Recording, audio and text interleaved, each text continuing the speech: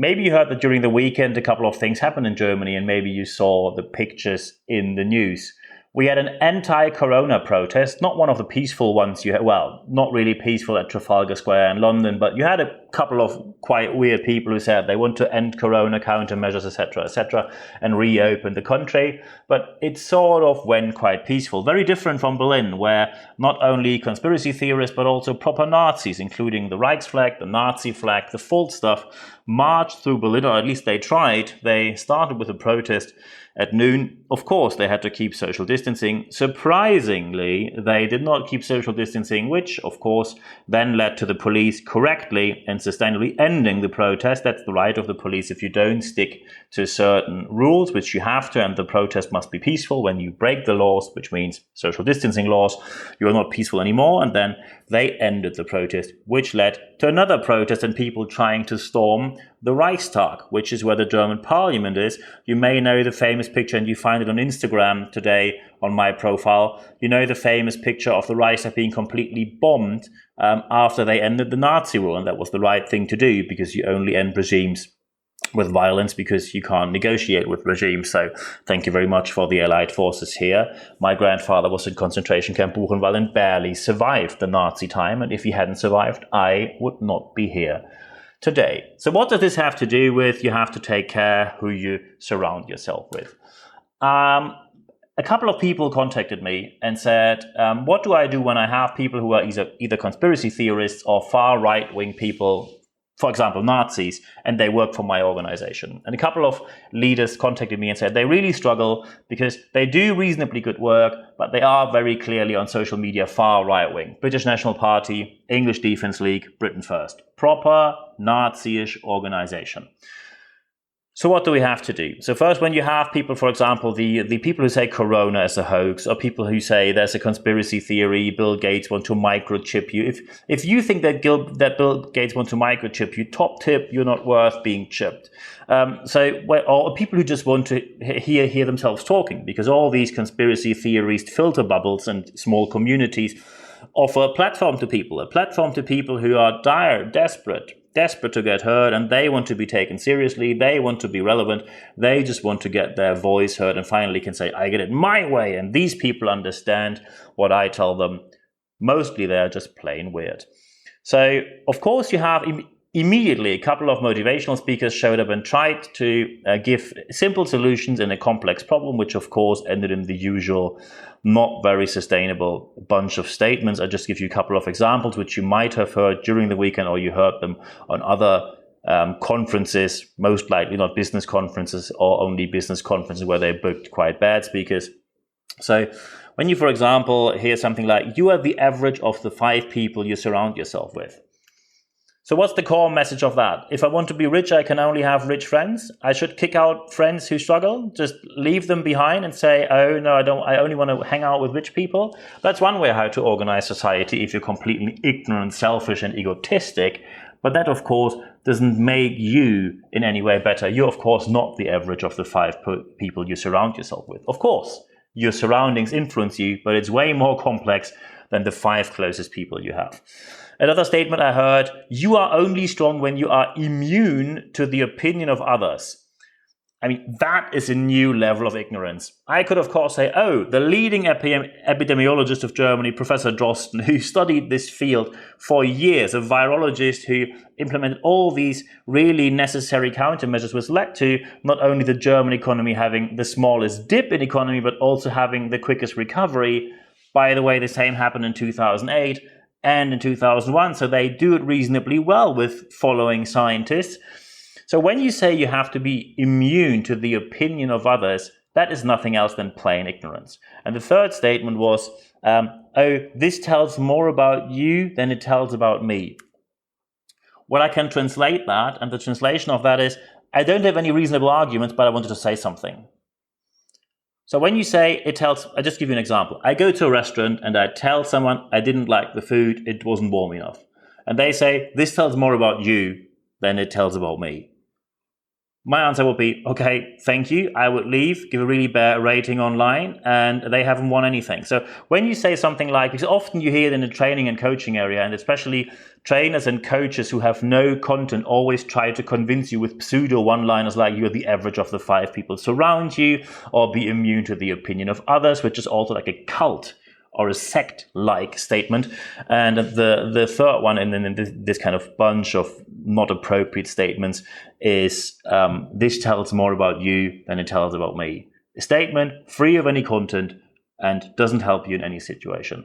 So what happens if you have these people on board and you have someone who, I'll just take one example. You have someone who is far right-wing, openly racist on social media, and you know that person works in your organization.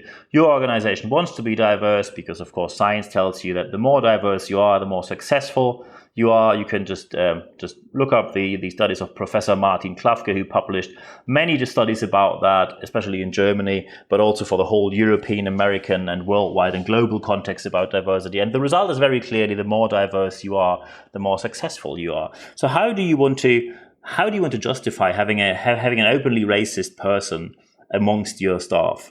So what happens? So first, you will have a damage to the brand you represent. You might have one brand, you might have multiple brands, but not only the brand, the second is the product. Your product will be connected with the worst person you have on board. And the third is your whole employer brand will go downhill because your employer brand will be connected to someone who is openly racist.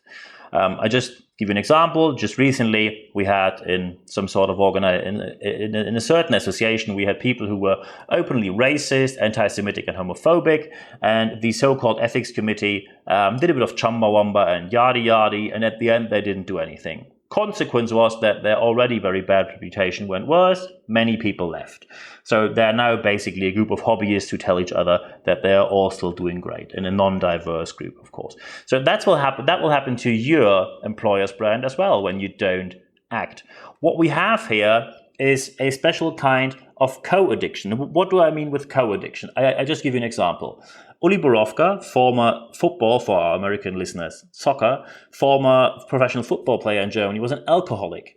Still, he was a really good player, so he just kept on playing, drinking. Today, of course, he's retired and he has a charity where he helps professional sports people to overcome addiction, either during their active career, where the worst problems are, number one is gambling, or especially online gambling. Second worst problem is addiction to medication. The third problem then is alcoholism, because today all these competitions are so tight and close to each other. When you start drinking, you basically can't perform anymore. So that's why alcoholism dropped a bit out. Still, it is a massive problem, of course. So a co-addiction means, and he openly addresses that today, and that's why many of his former teammates don't speak to him anymore because they're quite angry about it. Still, he's completely right. He simply says that a co-addiction means you know that someone has a massive problem. You're fully aware of it. People, of course, knew that he was constantly drunk. They smelled that he smelled like a pub at closing hours. But they still said, you're playing reasonably well, so it's all okay. And you do the same when you have someone racist, sexist, homophobic, xenophobic on board, and you just let them work with you. Of course, now we have to see, and I always promise that in every podcast, how to do it better. So step number one, draw a very clear line. What's acceptable for you? What's not acceptable for you? If you do not draw that line, then you will receive public criticism. The question is not if, the question is only when. So draw a very clear line, but drawing the line isn't enough, because when you have a diversity statement on your website, but still when I click on the button and say board level and I only see one specific type of people, all your diversity attempts basically seem a bit ridiculous. So first draw a very clear line, but then you have to live the consequences from that line. So when you have something is quite easy. So when someone goes to an anti-corona protest and then doesn't keep social distancing, you can send them home and say quarantine for 2 weeks and come back after that. And in many countries, you can send them home without payment. So you have them off the payroll. That might educate them. They might come back as a better person. If not, you won't cure racism in 2 weeks. You have to talk to these people. You have to talk and tell them these are our values. That's how we work. How do we stick together here? And when these people do not change, then you have to take quite dramatic consequences, which means you have to remove them in one way or the other. Of course, I mean, in the US, it's easier. You can have a contract at will. You fire someone, they have to leave immediately. In many European countries, that is not possible, so you have to find some sort of settlement. If you just fire someone, you will get applause, but normally a lawsuit follows. That's just the general principle, what people normally do. So the dilemma will always be, you will never have, and that is a distinct criteria for dilemma, it will never lead to a situation where people are all happy. You won't have the organization happy and the person you want to get rid of happy. That's not possible. Because when you have the organization happy, it means you basically chucked someone out and the lawsuit is waiting. Or when the person who has to leave is happy, you normally had to give them a royal amount of money to get rid of them. And then, of course, the organization is not happy. You have to decide which route do you want to go down. If you are an excellent negotiator, maybe you have some other arguments on your side so you can get rid of that person for little to no money. Then, of course, you will have a happier situation. But these dilemmas, and that is a core aspect of leadership, a dilemma means, and my next episode will be about dilemmas, a dilemma means you have to make a strong decision, because without a strong decision, there will be no consequence. And without consequences, no one believes in your mission, vision, and value statement and all the posters you have in the elevators where people don't even know, is it the one from last year or 10 years before, because they all look and sound the same. So what do? Draw the clear line, show consequences from the line you have just drawn, and then you are in the dilemma and make a very clear decision. You will never satisfy all of them. Yet there will always be people who criticize you, but that is a core aspect of a dilemma. And I finished this podcast with something I would normally not do. Many people who listen for this for a longer time know that I am in the liberal conservative spectrum. I'm a self-employed entrepreneur, so of course, naturally, I'm in for low taxation to a reasonable amount and little regulation to a reasonable amount. And today I will finish this podcast with a quote from Lars Klingbeil, the CEO, the general secretary, as we say in Germany. I think the equivalent would be the CEO, the leader, not like Keir Starmer, but the leader of the office, so the general secretary, let's just put it that way, the general secretary of the Labour Party. And it means quite something.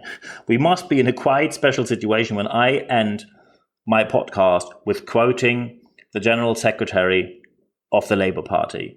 Lars Klingbeil from the SPD, which is the Social Democratic Party of Deutschland, so Germany.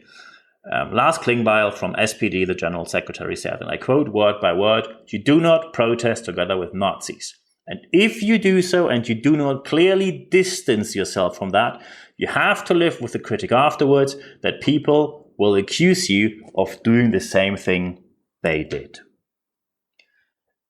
Like the Black Lives Matter movement says, and that's not too long ago and still ongoing, silence is violence and passivity is complicity. I wish you all the best when implementing this in your organization. Let me know if I can be of any help. I'm happy to help you there and find sustainable solutions for every organization you work for.